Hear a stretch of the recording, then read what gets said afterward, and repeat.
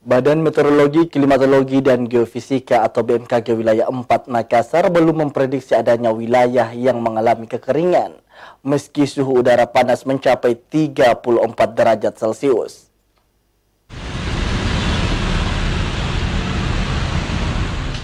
Kantor Badan Meteorologi, Klimatologi, dan Geofisika atau BMKG wilayah 4 Makassar belum memprediksi dan memetakan adanya wilayah kota Makassar dan sekitarnya yang mengalami kekeringan.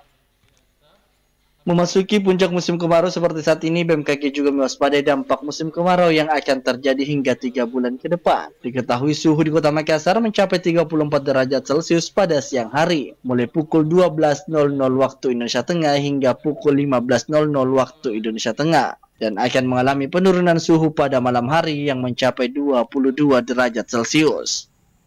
Yang harus memang kita antisipasi adalah dampak ya dari musim kemarau tersebut, karena kita mulai puncaknya sekarang, masih ada sekitar 3 bulan lagi kita musim kemarau hingga awal November.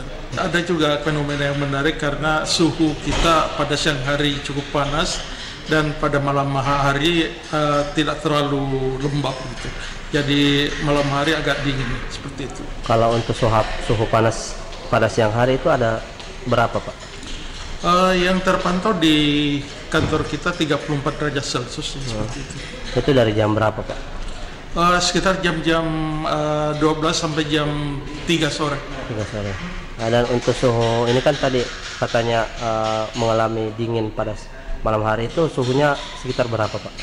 Kalau malam hari suhu minimum sekitar 22 derajat Celcius.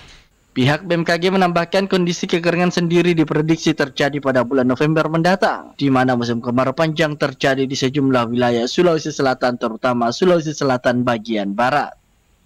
Rusmawati Rara, Celebes TV.